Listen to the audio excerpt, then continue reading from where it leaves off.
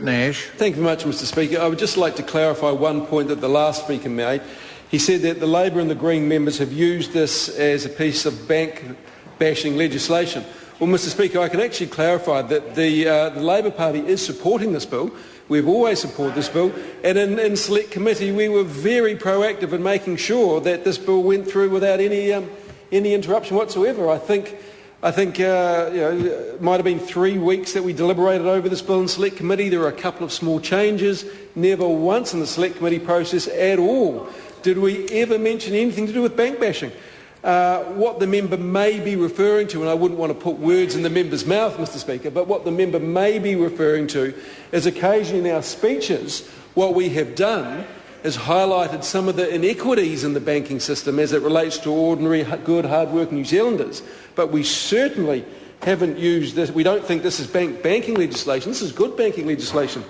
Because the Labor Party, of all parties, Mr Speaker, understands that a good, solid, sound banking system is absolutely important to the economic well-being of an economy.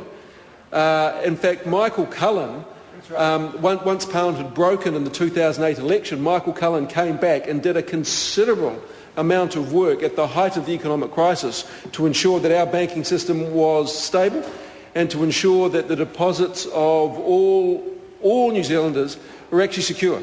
That is how much we believe that a secure, sound, robust banking system is vital to this economy. Mr Speaker, before I talk about the bill, there is one thing that I would like to correct.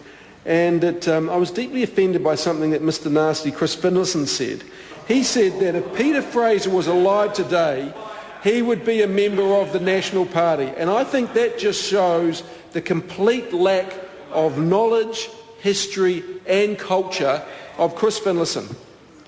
Mr Speaker will be aware, the vast majority of members will be aware on both sides of the House, in all parties, I am sure, that Peter Fraser fought his whole life for the working man and the working woman of New Zealand. He fought his whole life to ensure social equity, and he would be disgusted, Mr Speaker, at the way that the government is dumping on those hard-working New Zealanders that are really, really struggling at the moment. Peter Fraser was a man with a vision. He led this country and this government through a war. He led them through a depression. And he was one of the most visionary prime ministers, and that's acknowledged by the vast majority of historians. He is acknowledged as one of the great prime ministers this country has had. In fact, John Key and this government are not even worthy to be mentioned in the same sentence. Now, there's a full stop there. As the great first Labor government in Peter Fraser. Now, let me talk about the bill a little bit, Mr Speaker, but I wanted to get that off. I was going to stand up and say I took personal offence at Peter Fraser's name and legacy being so demeaned, but I decided I'd wait and give it a little bit more effort here. Let me talk about the bill. This bill will allow the vesting of certain assets and liabilities of the Westpac Banking Corporation, which is incorporated in Australia, in Westpac, New Zealand. This is to enable Westpac New Zealand to comply with the Reserve Bank of New Zealand's local incorporation policy for systematically important banks and to conduct its business efficiently. Legislation is in fact the only way that we could do this. There is a Westpac New Zealand 2006 bill. We did have a look at that, I understand. It couldn't be done. The only way this could be done was through this bill, and that's why I say it came to Select Committee, brought there by Mr Foss, the Honourable Mr Foss now when he was chair, and it was sort of, it was supported by all members of the Select Committee because, as mentioned, we understand the necessity for this sort of thing. Westpac is actually one of New Zealand's oldest financial institutions. In fact, I understand that next year it celebrates its 150th anniversary. In fact, if you look at the New Zealand banking sector at the moment, you'll find there is only one New Zealand-owned bank, and that is Kiwi Bank. Who set up Kiwi Bank? I think it was us. Yeah, actually that's right. I think the Labor government set up Kiwi Bank. I think it was the Labor-led government that set up Kiwi Bank. In fact, if I'm right, it was in opposition to John Key and Bill English. They were opposed to setting up Kiwi Bank.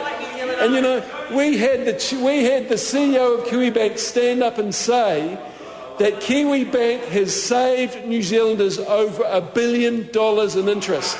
Over $1 billion in interest.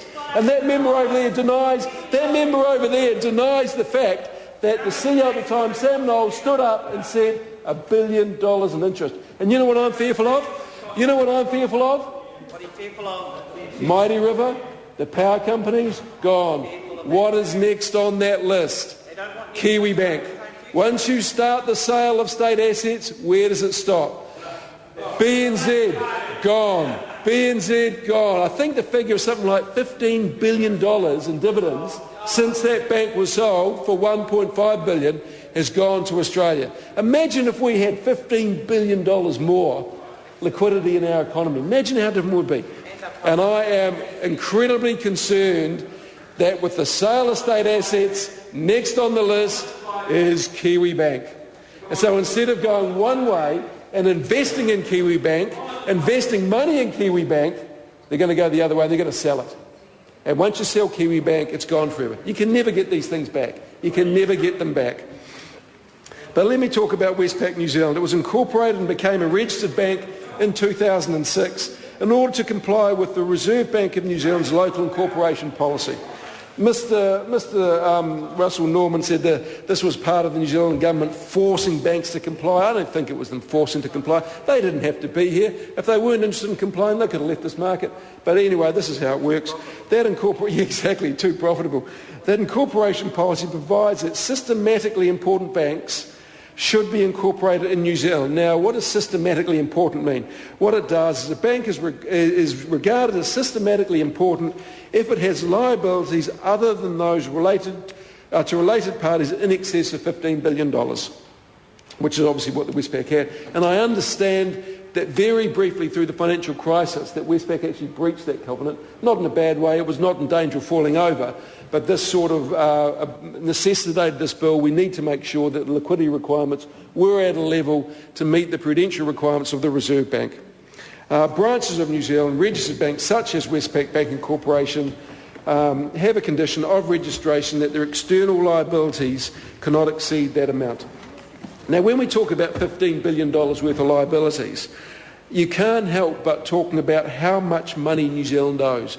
New Zealand is too indebted, and most of that debt is in the form of mortgages on residential properties and farmland owned by overseas banks who ultimately borrow money from offshore. Now, let me give an example. There's about $42 billion lent against the farming sector. Now, this is at such a level that the Reserve Bank is concerned about it. So what happened is the Reserve Bank has actually instigated some capital adequacy requirements, ensuring that the banks that hold these rural mortgages have enough money to cover them just in case things turn to custard and the bottom drops over the farming sector. I hope that doesn't happen at all, but I'm just pointing out that the Reserve Bank is concerned about that $42 billion worth of debt. Mr. Speaker, we're borrowing too much. As a nation, we are borrowing too much and for the wrong purposes. In fact, businesses are starved of affordable credit while the mortgage markets are flooded with cheap money. For example, according to the IMF, Mr. Speaker, according to the IMF, New Zealand has one of the highest business lending rates in the OECD. Really? Now, I've heard members of the government stand over there and say, isn't this wonderful? Mortgage rates are at an all-time low. Well, they may be at an all-time low for residents who want to invest in the unproductive economy, but for businesses and companies that want to invest in the productive economy, that want to grow their business, that want to employ Kiwis, we're the highest in the OECD. Now, what is the government doing about that? Absolutely nothing. And it's one of those things they sort of conveniently forget. But anyway, owning our future means getting that debt down by changing the economic incentives that have created the problem of property speculation and overborrowing. Now, Mr. Bennett said these problems have been solved by our government. Oh, well, I don't think so, Mr. Bennett, at all. In fact, it's sort of a bit of tinkering around the edges. Haven't been solved whatsoever. Yeah, that's right. Aaron Bullmore says, borrow more, invest in housing. No, we think on this side that we should be investing in the productive economy, not investing in the unproductive economy, Mr. Gilmore. Now, as mentioned, the transfer will mean that Westpac New Zealand will increase in size, but the one thing that I think has been reiterated by most speakers, Mr. Speaker, is that those who bank with Westpac are not going to notice any difference. If you've got a mortgage with Westpac, or if you've got a bank account, you're not going to notice. Order. Well, if you as well, Mr. Speaker. But if any New Zealander or any Member of Parliament has a bank account with Westpac, they're not going to know any difference whatsoever. So this piece of legislation, in fact, will only protect their interests. So I do commend this bill to the House. Thank you very much.